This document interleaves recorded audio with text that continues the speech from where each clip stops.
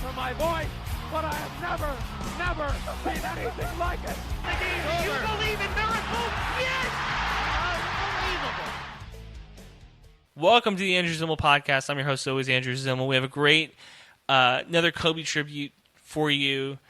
Roommate Wisdom, you might remember him from the old show. Big Laker fan, huge Kobe stan. And I continue to say this to people, that it's therapeutic to talk through this tragedy and just how tough it is not having Kobe Bryant in this world with us anymore. So here's Wisdom for you. It's a really good remembrance, and, you know, we all miss Kobe. All right, join the podcast. He goes by one name because that's all he needs to go by. Wisdom. Kobe Stan. You love to see it. We just got done watching the tribute on ESPN of his last game, and I want to talk to you a little bit about it.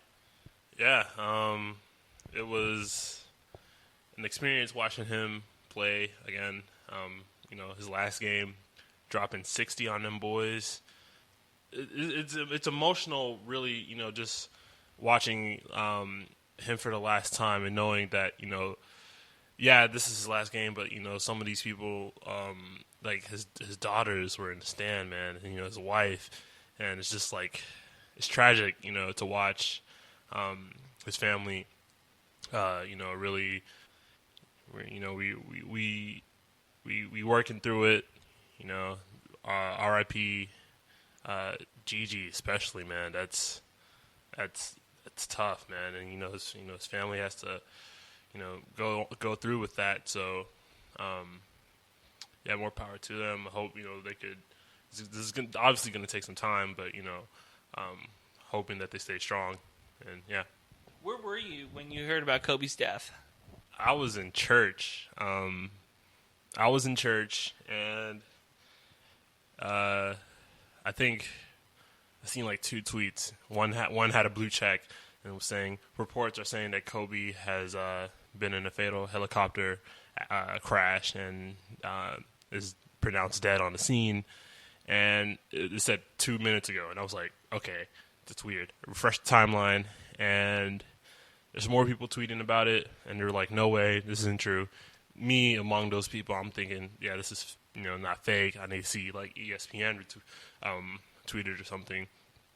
TMZ fucking goes and says that Kobe's dead, and I'm like, man.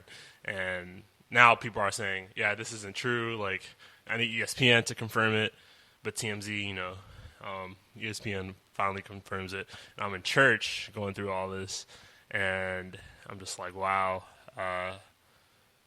this is just a shock, And yeah, man. What did Kobe mean to you? Was he your first basketball player you really loved? Yes. Growing up, Houston.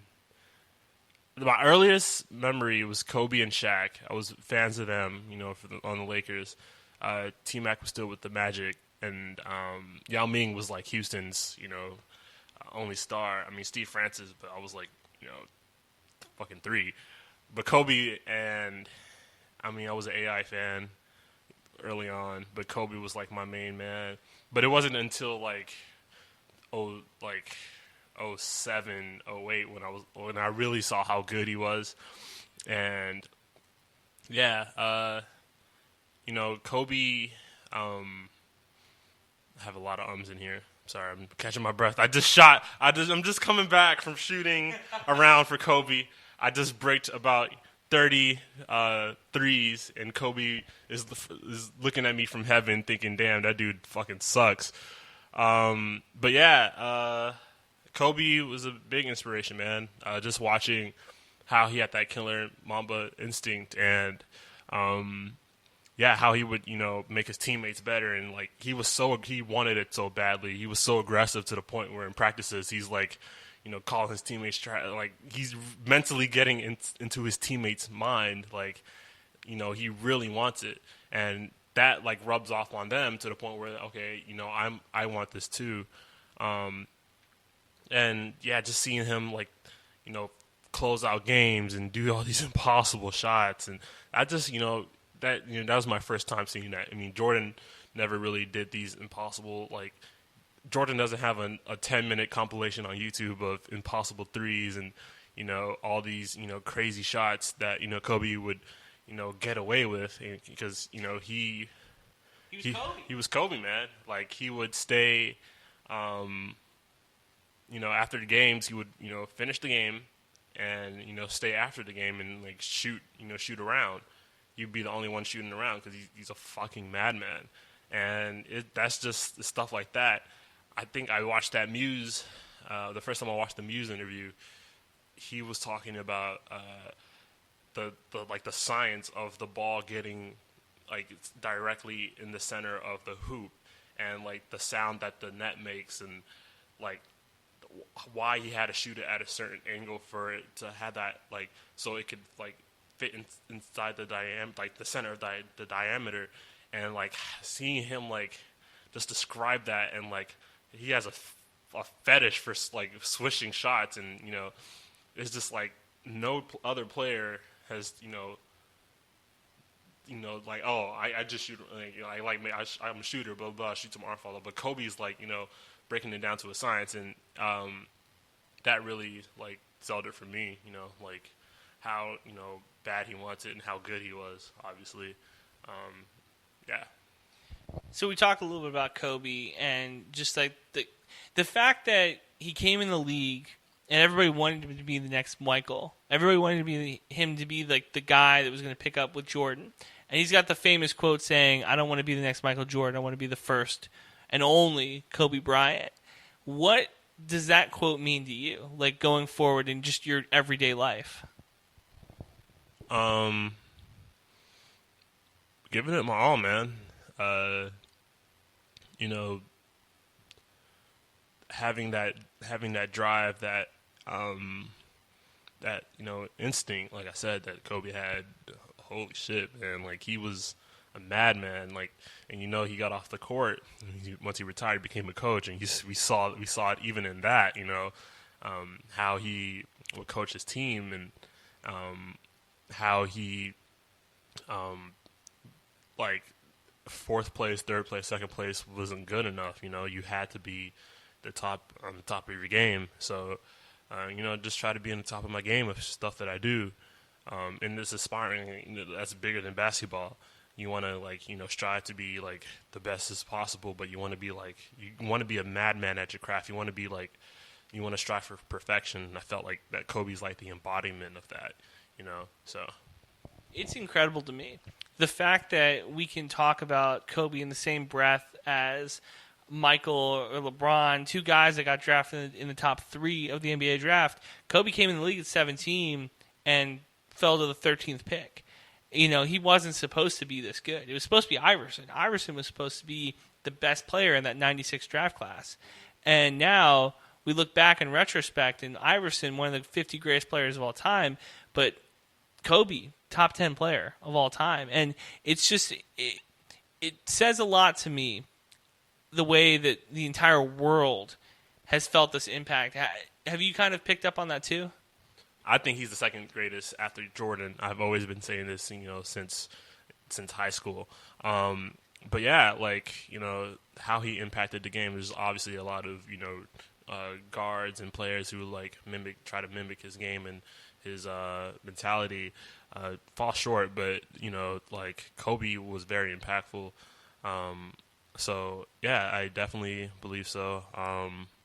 Moving forward, I would love to see him get his own, like, kind of how they did Jordan, where, you know, he was a part of Nike, and it was like Nike Air Jordan, and they, like, separated and, like, branched it out to it becoming its own thing. I want them to do that with Kobe, and, like, have his little his Mamba brand, and, you know, make that its own, like, thing. Obviously, still a part of Nike, but it's definitely possible. Like, I definitely feel like that could be a thing, and, like, another example of how he could, you know, impact the league for future generations. So we talk about that, the branching out of Kobe Bryant, and we've joked about it's the 10-year anniversary of 2K11, which was the first year that we put Jordan on the cover and they had the Jordan mode. And you already had said that you were pissed that they didn't already do this for Kobe. let's talk about this, man. Okay, so like me, the big Kobe fan, and I appreciate LeBron's greatness, but there's no way that LeBron should have gotten his own game mode before Kobe Bryant, bro. Like LeBron didn't score 81 points, man. Like, come on, Kobe has done has had a legendary career, and you're giving it to LeBron, who was still at the Heat at this time. So this is like before he even went back to Cleveland and like won a championship against Warriors, which was amazing in its own. But like, man, like that pissed me off. It still pisses me off. And 2K21 is obviously gonna have their Kobe mode now. They have to do it, but like, yeah, that just always rubbed me the wrong way. And like, why does LeBron get his own mode before Kobe? And that's like his second. He got that mode with only 2 championships. So like, yeah, that's just madness. So let's talk about it. So you open up 2K11 for the first time, right, and you play the Jordan mode, and it's you play the fourth. I think you played the entire game of his 63-point game against the Celtics. What is that iconic moment? A, that you would make the game play, but B, that you're going to remember most from Kobe. Well, my favorite Kobe moment, I feel like, should be the opener. It should be him against the Suns in the playoffs, 06 playoffs. And I want to say, I think it was, I can't remember if it was game 2 or 3, but like the last 30 seconds of that game, where they were down, and then Kobe hits a buzzer beater, and then, he hits a clutch shot. And then Suns have possession of the ball, and then you have to steal the ball, and close the game out, and win the game. That's my favorite Kobe moment, and I feel that should be the opener. I know you had like your own version that you wanted, and that version, I would say, make it like 2 minutes. 2 minutes. You want to make it short and whatnot. Because, people are trying to get their 2K on. But, yeah, definitely. So mine, which I liked, was you play the last 2 minutes of the 2000, I guess it was the Western Conference Finals series against the Trailblazers, where it's him and Shaq, and it's on their way to their first title. And this is the moment where you throw the oop to Shaq. But you play as Kobe trying to bring the team back, because he had a pretty good fourth quarter. Right. The best one I heard was Calvin Jordan. I'm going to give him a shout-out here. He said you play the last 2 minutes of this last game that we just watched, of his 60-point game. They're down by 10, 2 minutes left. You got to kind of try to figure out how you're going to get your 60 points, and you need the Lakers to win too. How do you feel about that? Because I like that one. I think that's the best one I've heard. Yeah, I feel like that would be also a good moment, definitely. I mean, you drop 60 in your last game. What are your top 10 Kobe moments? Like, what would be the 10 playable moments for you? Well, not in any order, but 97 dunk contest. He's like, I think he's a rookie, essentially. It wins it. Oop to Shaq in the finals. I think 03 when Shaq fouls out and he has to win the game pretty much by himself. Yeah. That's definitely a career-defining moment. The Kings series. The Kings series. Even though that one's controversial. The free throws after the torn Achilles. The 81-point game. 81-point game. That dunk on Dwight Howard. Jesus Christ. Him going off in the 08 Olympics. That one, I think he was facing China. It was one game where Spain. I think, yeah, we were just nailing threes like an idiot. And that team has LeBron and Dwayne Wade and Kevin Durant. Prime the 08 one had Prime D-Wade, Prime LeBron, Prime Bosh. That 08 team was stacked, but 2012 team was like even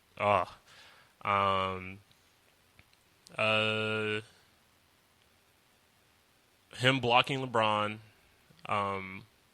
twice in the 2013 All-Star game, Houston, Shout out H-Town one time. That's probably like 11 I just mentioned. You mentioned 81.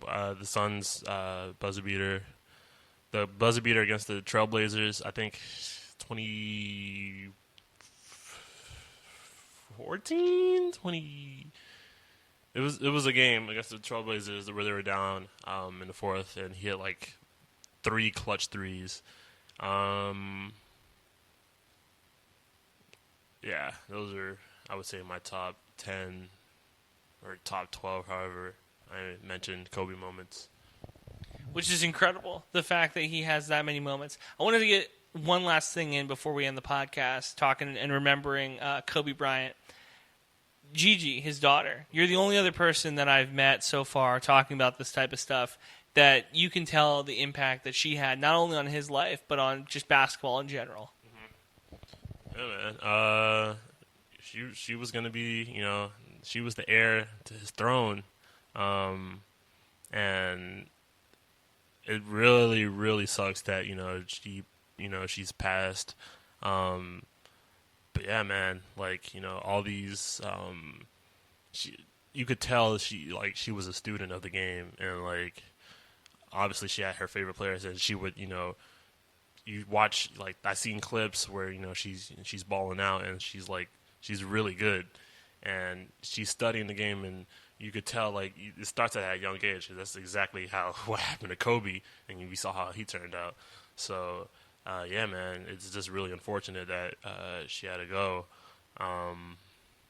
Yeah, that really sucks. But, yeah, her legacy will live on because, she was really good. And hopefully, that the family, makes it through this and no more bad news. No, I had said earlier, I've said it on a couple podcasts now, that I thought that they should put her and Kobe together in the Staples Center statue. What were your thoughts on that? I'm not really sure. Kobe for sure. I don't think Kobe doesn't have a statue, but he's definitely about to get one. Daughter, I'm not sure. Probably not. But if, she was to be made a statue, like, that's fine. Yeah, pretty much. But I mean, there would have to be like, I don't think you could just put one Kobe statue. I feel like you have to put Afro Kobe number 8. Then you have to put 81 point. Oh no, that's 82. You have to put MVP season 24 Kobe on there as well. So standing on the scoring table, Kobe. And we missed one, the 24-point comeback in the finals in 2010.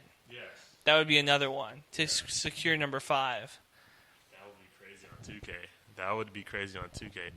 Speaking of 2K, there's this video where online where it's like an online 2K match, and the user like gets the jump ball and like he's honoring Kobe, and 24-second shot clock, so the opponent gets the ball and does the same thing, except he calls up an ISO and scores on the opponent who just honored Kobe, and it's the greatest thing on the internet at the moment. I was crying literally 40 minutes ago, and that stuff like that helps, like times like this, like you gotta laugh, man. I like to use humor to grief, but yeah, man. What Kobe teammate do you think Kobe hated the most? That's a good question. He hated all these people. Let me give you Well, probably. I mean, technically Shaq. Like, if you want to go there, technically Shaq. Shaq. I was gonna go Smush Parker would be 1. Kwame Brown. Kwame Brown, definitely. Kwame Brown would be 2. I think Dwight has to be on that list, and then the infamous Nick Young. Yeah, but at the same time, like Nick Young, just recently tweeted like Nick Young's recent tweet kind of diminishes that Kobe actually hated him because they were they were cool friends, and Nick Young said he can call him for anything and stuff. So it's just like, they had a cool relationship. He definitely hated Kwame Brown. Definitely hated Smush Parker. Adam Morrison, I think that was his name. Yeah, he hated him. He had to hate Dwight. Hated Shaq. Those time periods. Yeah, that's a good question, man.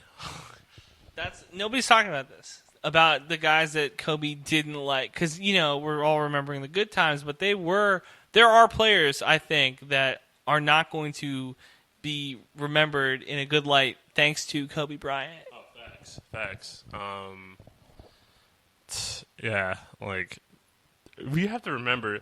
I have this take where if you are a Lakers fan from 98 to 2004, and from 2008 to 2011, you were a bandwagon Lakers fan, because they were good all those years. The only times where I would say you became a Lakers fan at the right time was from 2005 to 2007 when they were fucking terrible, to 2012 to pretty much 2017, before they got LeBron.